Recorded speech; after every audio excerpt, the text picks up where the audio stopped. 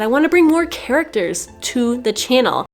So you will get to meet Phil's dad here in a little bit. Well, friends, today is the day. Phil's father is here to help us out around the house. He works in landscaping, and that was what we had planned to focus on while he was here, but as you'll see shortly, our plans took a hard and unexpected left turn pretty quickly.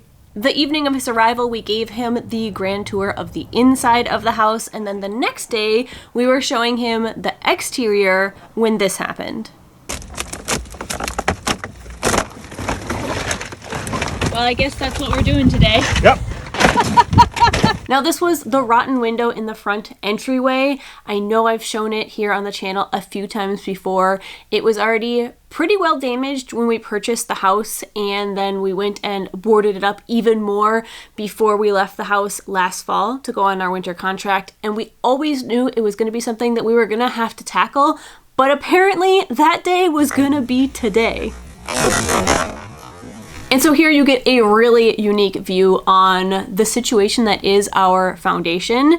You can see here the back of the bricks. Those are the same bricks that are lining the entire perimeter of our basement. Again, I've talked about this in a previous video, but you can also see all the rest of the structure as well, the whole entryway, including a very sad and rotten sill plate that Phil is currently digging his fingernail into. Non, lui, il est pourri au complet. Je rentre mon doigt dedans, là. Par contre, lui, il a l'air pas pire. So clearly there's a lot of evidence that this part of the house has been getting a lot of water infiltration over the years. Not only is the wood completely falling apart, but also all of the metal nails that were in that wood have rusted away almost to oblivion, which, you know, they shouldn't have been if the house had stayed dry. And the foundation underneath was also not the most stable. Not only does it wiggle when we pushed on it, but once I removed some of the very poorly applied surface level mortar, you can see that beneath it, in several places, it's just spray foam. Which, for the record, spray foam, not supposed to be used as mortar. Là, tu dis, OK, on fait ça aujourd'hui, bon, ben, on va faire ça aujourd'hui. OK? Là, on s'habille comme faut. So a few measurements were taken, a shopping list was made, and then we hopped in the car to go to the hardware store.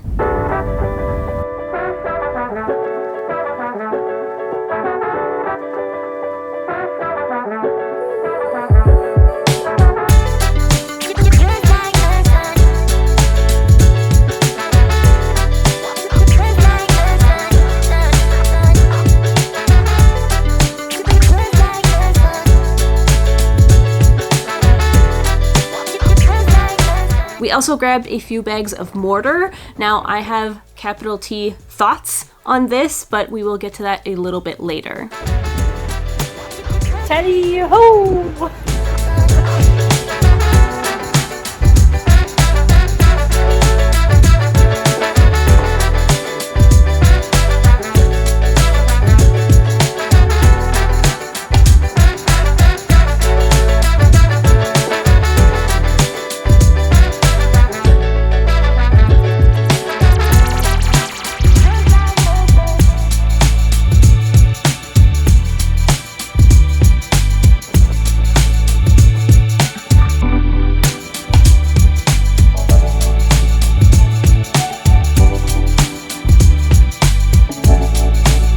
And this, dear viewer, is our future sill plate. Then we got back to the house and unloaded everything, and if you ask me what my least favorite renovation sound would be, unequivocally it would have to be the sound of loose Tyvek.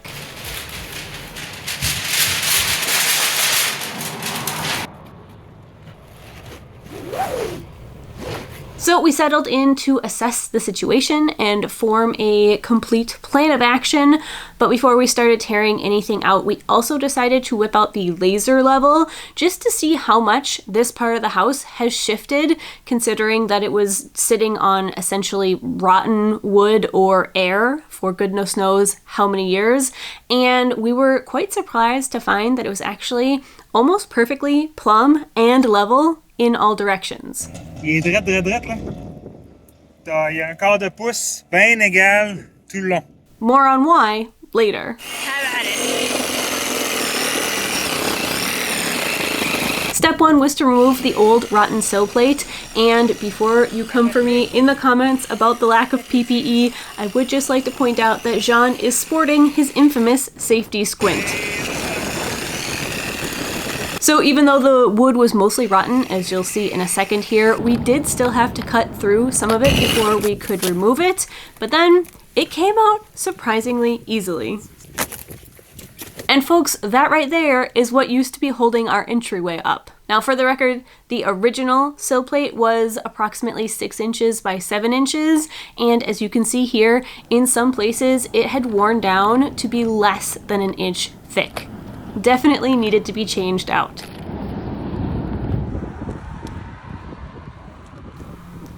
Now, before we put the replacement sill in, we decided to rebuild that shaky section of the foundation right there. So I came up with the idea of labeling each of the rocks and then taking a reference picture of my label job so that we'd be able to ensure that everything went back into the same place it came from.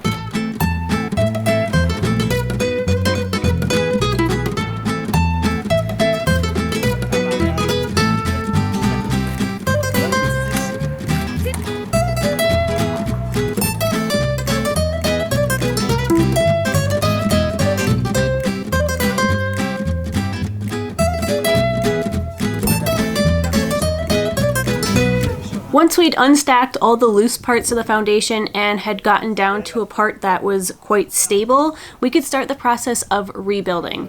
And I told you that I had thoughts on the mortar situation, so here it is while we build this foundation back up.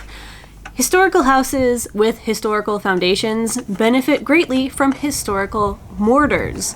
So when this foundation was built, it would have been constructed with a lime putty mortar, free from the inclusion of Portland cement, which didn't start to be widely used anyway, in mortar until a few decades later. Now, Portland cement has its benefits and uses in modern buildings, don't get me wrong, but the use of Portland cement to repair historic buildings is one of the main reasons that they decay.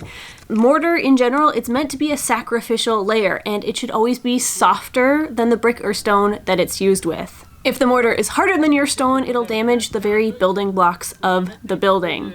Lime mortar, it's porous, it won't trap moisture in the foundation walls, which allows them to dry out quickly, which then also in turn does help to prevent the lime mortar from dissolving, although like I said, it is meant to be a sacrificial element, so you will inevitably have to go back and maintain it and repoint it.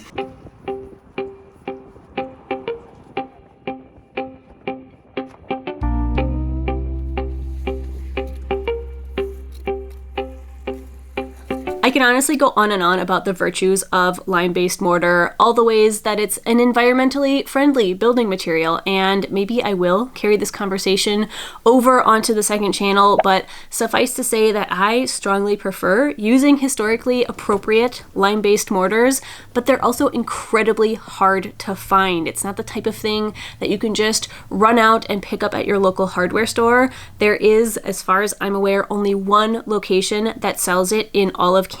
It's based in Ontario, which is half the country away, and it would have taken several days to ship the bags of mortar out to us, and unfortunately, we just didn't have several days to wait. We were on a very, very tight schedule here.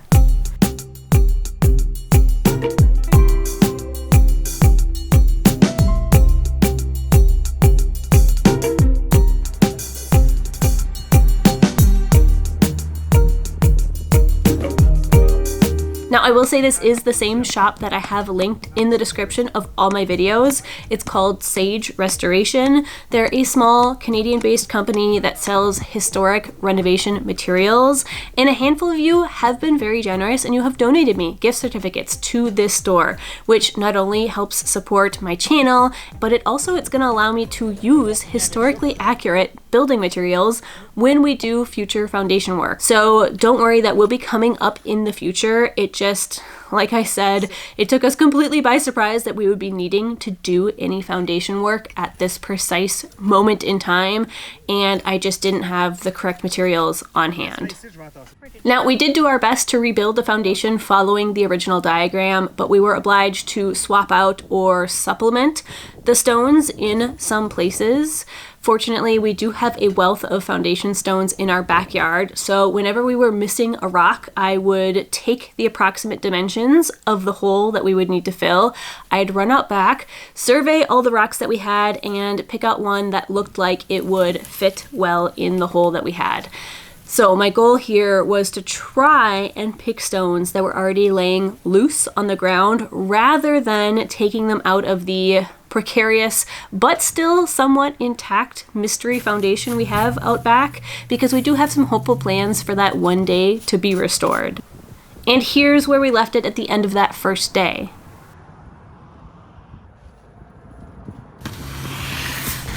So if you remember back to last August, I turned my upstairs sunroom into this very cute Victorian-esque makeshift office, complete with a combo sitting standing desk from FlexiSpot.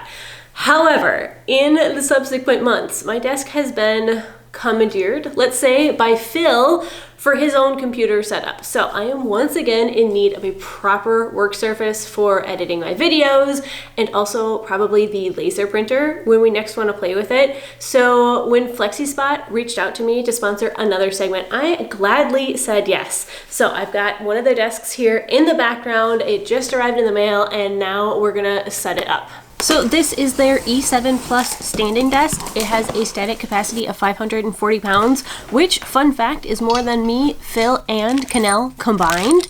It raises up to a full height of over 51 inches, which makes it the highest 4-leg standing desk you can buy, and it comes with a 15-year warranty and 30 days risk-free return service. So here it is, and it runs just as smoothly as their other desk. It gives me a great variety of heights to work at, so I can use it sitting down in one of their comfortable chairs. I can use it standing up. Heck, this one even goes so high that I can easily change out the light bulbs in my 11-foot ceilings.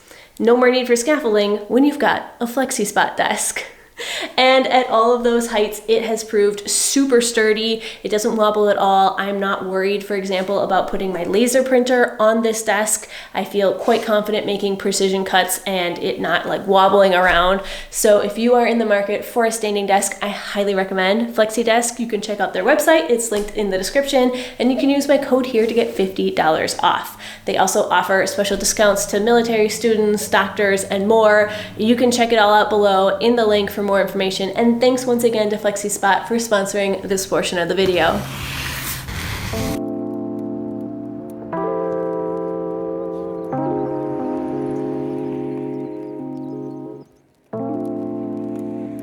Picking back up where we left off the next day, we needed to jack up the corner of the house just a little bit, so we used some spare wood, these structural screws, and a bottle jack to go ahead and crank the house up, or at least the corner of the entryway, up just a couple centimeters.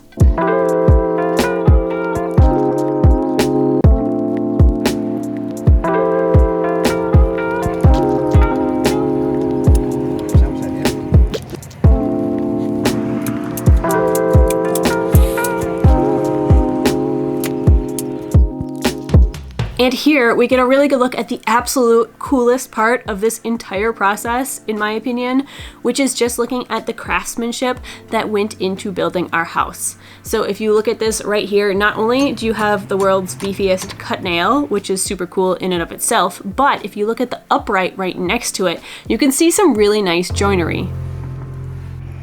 There's what?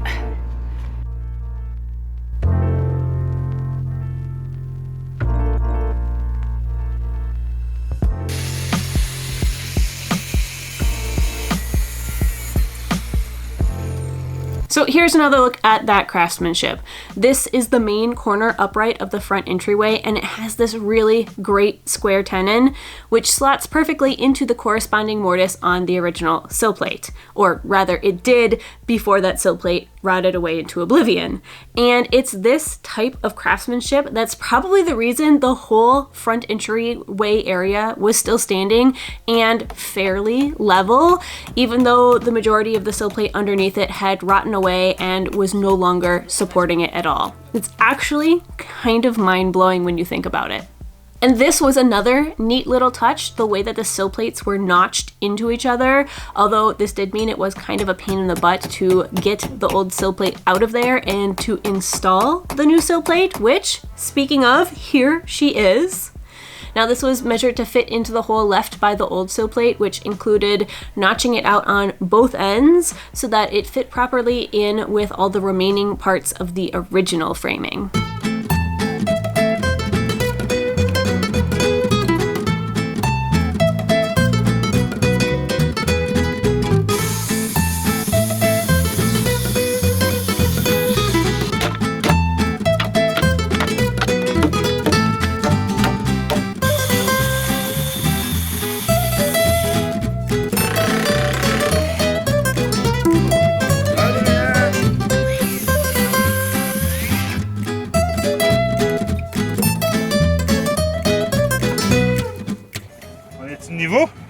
And here we're just doing a little dry fit, making sure everything fits where it's supposed to, it's all level and plumb and sitting correctly, which it was, so then we could go ahead and install it permanently.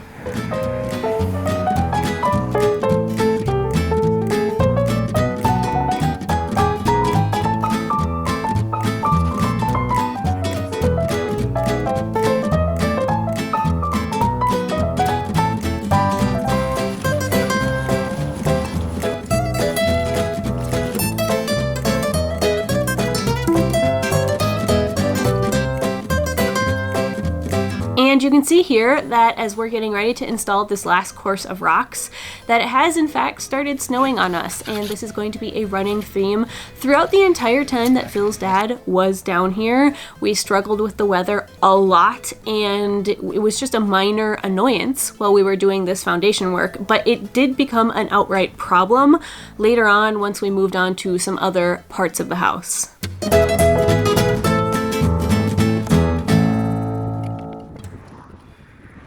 And here's where we're at. We've got the foundation almost completed and the new sill plate installed. For the rest of the day, we started working inside, where we finished opening up that whole wall with the window.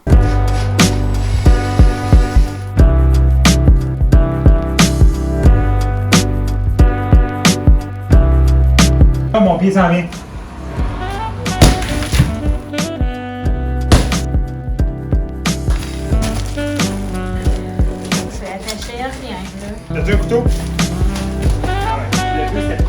And just take a look at what rough shape this woodwork was in.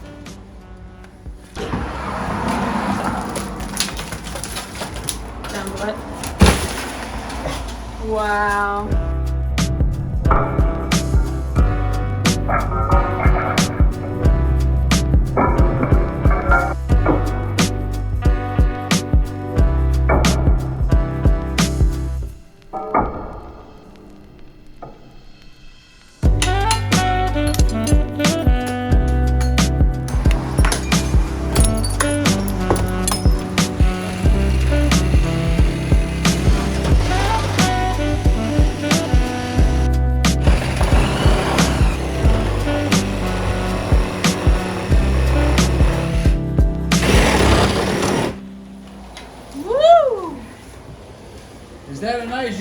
That's a perfect job. So I kept what could be saved, what wasn't rotten, but obviously some of it was just too far gone and had to get tossed on the junk pile.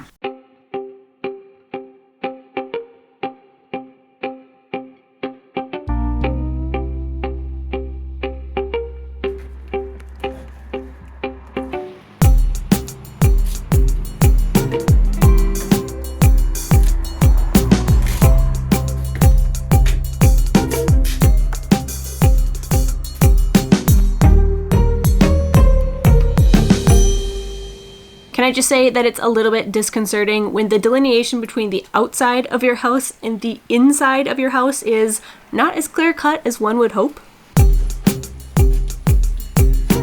Now, for some yet unknown reason, the whole rest of the house has aluminum siding, but this front entryway section has vinyl instead. Clearly, work was done to this part of the house more recently than the rest, and they must have just decided to cover it with vinyl instead of aluminum, which, as we'll see down the road in future episodes, actually caused massive problems.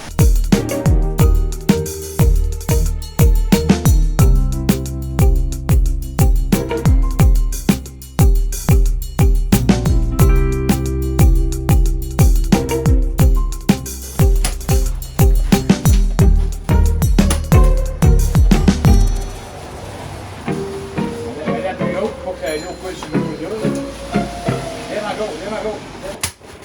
Et écoute, ça donne l'ambiance. C'est vrai, c'est comme au chalet, il manque un petit peu. C'est bon ça? Oh, ouais.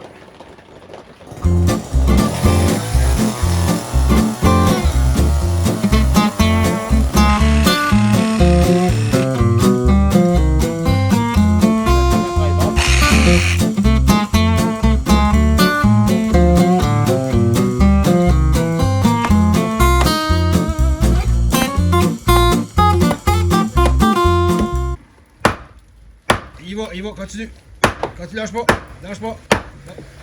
Encore. Ah oui. Ah oui.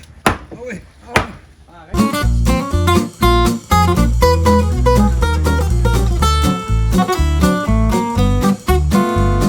With all the rotten sections of the house removed, it was pretty quick business to build a new wall back up in its place.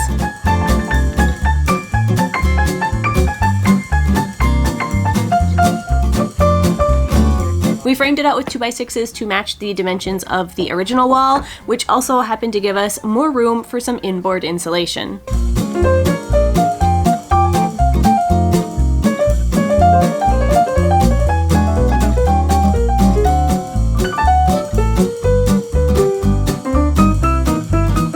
So we got the opening entirely framed out, and then we were able to close it up with some OSB, which you can see Phil and I installing here with some help from his dad. And I think this might be the most solid that this wall has been in at least a few decades.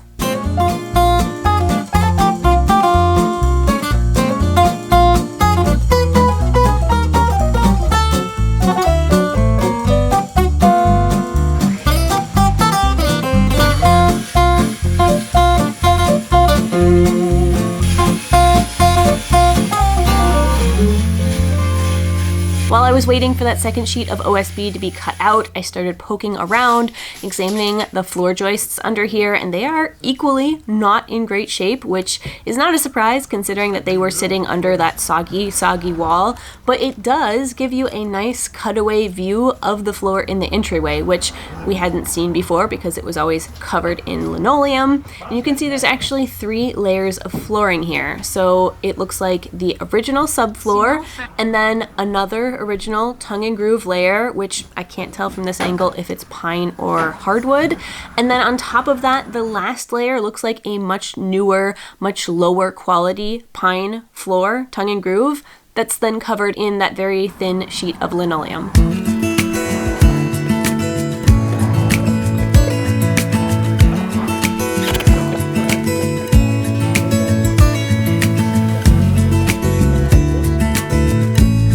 And that's where we left it at the end of the day. The foundation is almost done, but not entirely, and the outside wall was mostly closed up. Now, while this was happening, there wasn't always work for me to do. It was a very small space to work in, and Phil and his dad are not small men. So when I wasn't needed, I spent some time taking care of all the wood that had been pulled off from the side of the house. So all of the trim, both the original trim and also some of the better quality, newer trim as well. I pulled all the nails out of it, I sorted it out, I made a couple different piles. So there's the good wood that we're gonna keep, but there's also wood that's gonna get burned later on, whether it's because it's rotten or it's just really bad quality and we're not keeping it. But I still tried to remove those nails because we burn it in our backyard and I just don't want the sharp bits of metal laying around where Canelle likes to run around and play fetch. Also, you can see, speaking of Canelle, that she is at her absolute best here. She is happiest when we are working outside because she will just hang out and play fetch for hours and hours on end, regardless of the fact that, you know, we actually have work that we'd like to be doing.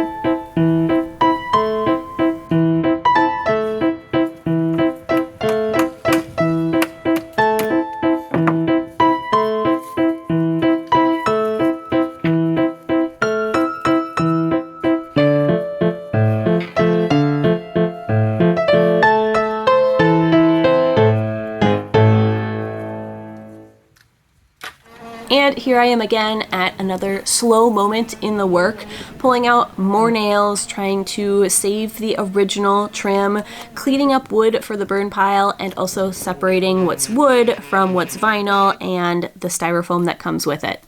Renovations make a lot of garbage. That is unfortunately kind of inevitable, but I am trying to at least separate all the materials out and reuse what's reusable to the best of my capabilities.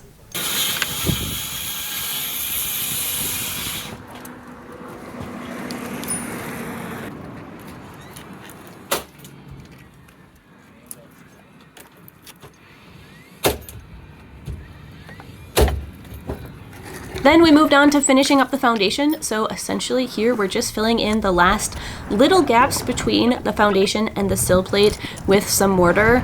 Now what I don't love here is that we don't have anything between the foundation and the sill plate. In a perfect world, I would have liked to put a sill gasket in there as a capillary break. This was the perfect moment to do so, and we just neglected to do that. So I'm not loving that. If I could go back in time, I would change it. I don't think we're gonna have problems with this part of the foundation again, not in our lifetime, but still I do think we could have done better work.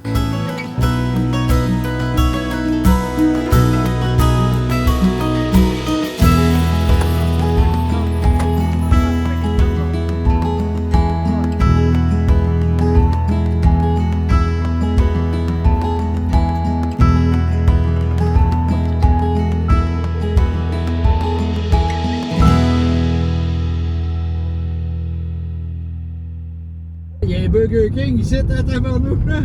Sur sa pousse, bien mesuré. C'est-tu un autre crayon? Parce qu'elle a été caquée, la tabarnak. Oh, can't play. Attends, c'est mon talent. It's my bad leg split.